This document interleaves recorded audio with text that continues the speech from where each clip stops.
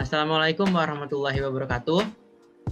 Perkenalkan, kami dari kelompok 11, yang mana kami akan menampilkan hasil observasi kami kepada The Open University of Japan atau Universitas Terbuka di Jepang.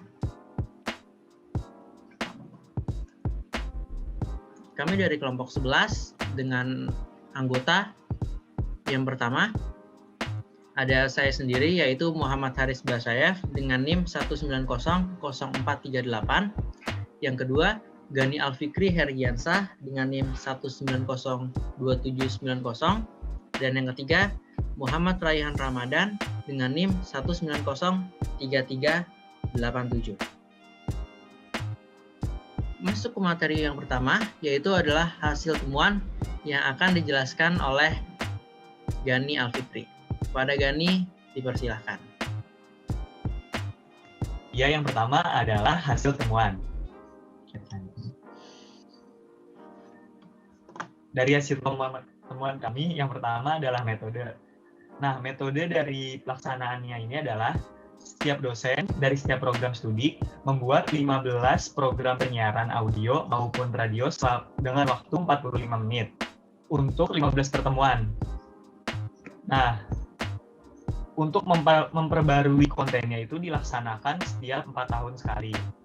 Seiring berjalannya waktu, karena metode pelaksanaan dengan penyiaran ini dianggap cukup kaku, karena tidak ada interaksi antara siswa dengan dosen, maka pada tahun 2014, Universitas Terbuka Jepang menerapkan teknologi bernama Computer Based Formative Assessment atau CBFA, agar proses pembelajarannya lebih interaktif antara dosen dengan mahasiswanya. Nah, selain itu, dari penilaian formatif, penilaiannya juga ada yang dilakukan dengan associate rectors yang bertanggung jawab atas 20 hingga 30 mahasiswa untuk melaksanakan komunikasi. Yang selanjutnya juga ada penilaian antara setiap mahasiswa. Tapi penilaian ini tidak dilaksanakan untuk penilaian untuk hasil semester maupun untuk sertifikasi. Jadi penilaiannya hanya untuk antar mahasiswa untuk meningkatkan kinerjanya agar semakin lebih baik. Yang selanjutnya ada model. Nah, model. Jadi di Universitas Terbuka Jepang ini ada lebih dari 300 penyiaran mata kuliah di setiap semesternya, yang audio visual maupun visual. Selain itu, selain dari penyiaran maupun online seperti itu, ada juga yang tatap muka, namun hanya sekitar 50 program studi yang melaksanakannya. Kelas yang offline ini biasanya dilaksanakan setiap hari libur seperti Sabtu dan Minggu. Di pertengahan semester, biasanya siswa akan melaksanakan tugas yang bernama korespondensi, yang diberikan dalam bentuk kuis yang kemudian dijawab secara online melalui komputer. Nah, tugasnya itu berbentuk esai yang kemudian guru atau dosen akan meminta mahasiswanya untuk membacakan atau menjelaskan kembali gitu. Nah, yang terakhir ada kesiapan dari Universitas Terbuka Jepang. Jadi Universitas Terbuka Jepang ini pada awalnya direncanakan pada tahun 1967.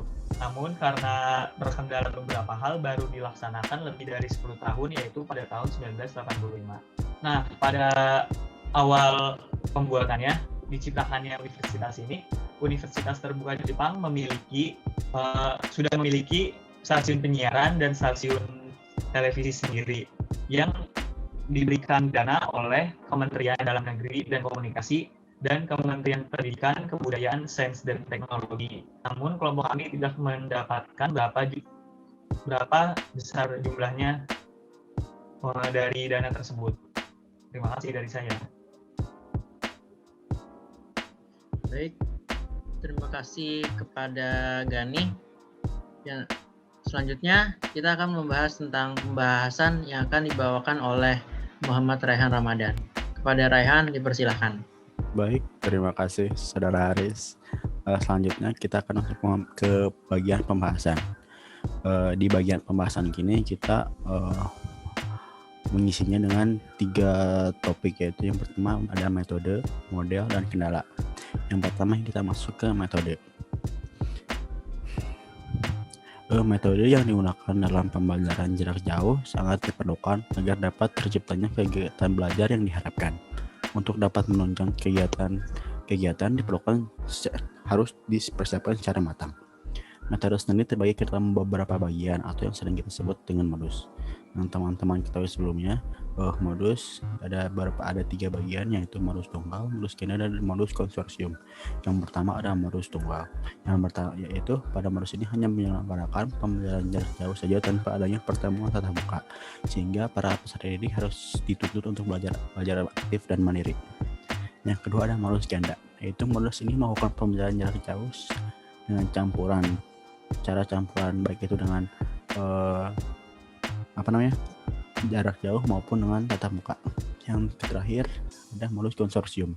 Itu modus ini melakukan pembelajaran jarak jauh dengan menyelenggarakan yang diselenggarakan oleh beberapa perguruan tinggi yang bekerja sama yang saling terkait. Untuk mekanisme pembelajaran sendiri dalam pembelajaran jarak jauh terdapat beberapa bagian. Yang pertama adalah blended learning atau yang kita ketahui ada hybrid learning, yaitu perpaduan antara pembelajaran tatap muka dan pembelajaran jarak jauh. Yang kedua ada flip classroom, yaitu diawali dengan pendidik memberikan materi terlebih dahulu, kemudian dilanjut dengan peserta didik berdiskusi dengan model pembelajaran yang ada.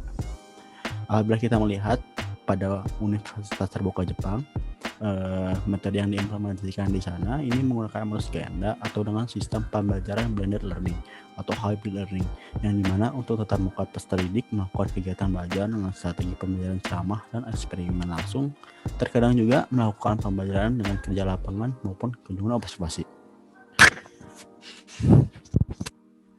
Kegiatan tatap muka sendiri dilaksanakan di pusat Universitas Terbuka Inggris di Jepang, di Jepangnya langsung.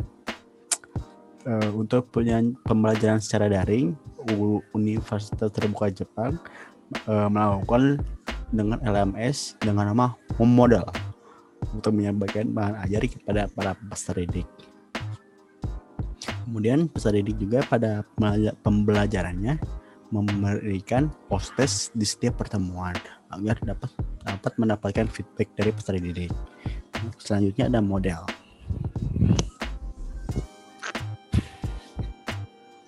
Kemajuan teknologi, informasi, dan komunikasi pada dunia pendidikan membuka gerbang untuk hadirnya kesempatan dan peningkatan mutu pendidikan di berbagai jenjang dan jenis pendidikan.